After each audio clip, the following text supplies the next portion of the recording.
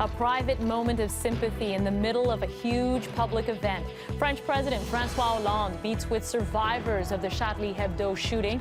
It comes during a vast solidarity march through Paris following 3 days of attacks. Well, one of the people that marched in today's rally is a Canadian who's lived in Paris since 2001. Gail Boisclair joins me now from her apartment in Paris. So, Gail, thanks so much for being with us. You were out in that sea of people today. What was the mood like in that crowd? Well, thanks for having me, Christine, and the mood was amazing. It was very positive.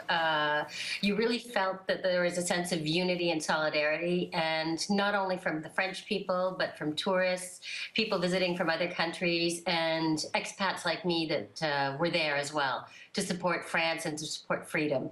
And Gail, I understand you took your 10-year-old daughter with you and a friend, and you made some video of what it was like in that crowd. We're going to show it. It was taken in the Place de la République. And can you tell us what it was like there in the center? What were people talking about? What was the word? Were the people talking about the attacks, or were they talking about the future? They actually weren't talking. They were chanting, they were clapping. They just wanted to be there to support. People actually weren't talking, they were smiling. With 1 million people or more, the crowd was actually moving along so amazingly well.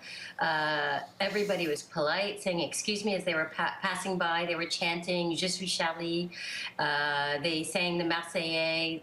It was just, there was no conversation among the people, but friendly interaction from the people in the crowd that were moving along with us. Mm-hmm. So they didn't really have something that they wanted to discuss. They just wanted to be there to show themselves supporting France, unity, freedom, solidarity. Yeah, a genuine display of solidarity. Gail, there is worry about retaliation attacks against the Muslim population in mosques, and we have seen some incidents already. How worried are you about the future of diversity in France in light of these attacks? It's scary, especially living in a multicultural city like Toronto is in Canada. Paris is very multicultural. Where I live, there are a lot of, there's a large North African and Arab population. I hope that there aren't any more attacks, but I don't think it's over, unfortunately. All we can do is remain positive, and it is unfortunate that they are going to retaliate around the Muslims that are actually good and have done nothing wrong. For the sake of a few people that have done horrible crimes, they're going to try to bomb mosques or injure people that are completely innocent, which is no better than the people that did the attacks on Paris. Mm-hmm.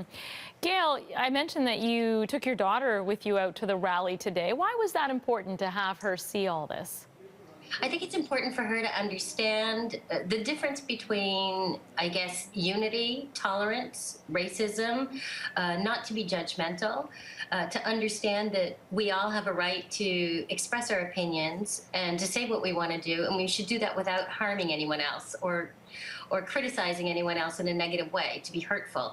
She goes to a Catholic school here, but she's in her school. They have Muslims in her school as well, too, and other religions.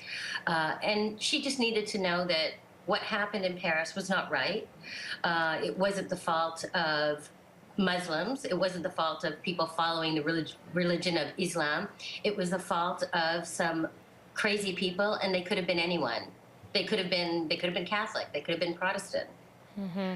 And she needed to understand that, I think, especially at the age of 10 and living in a multicultural city. She needed to understand that for her future.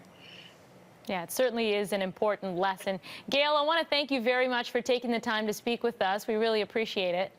My pleasure. Gail Boisclair. Oh, it's our pleasure. Gail Boisclair, a Canadian living in Paris, and she was at today's rally.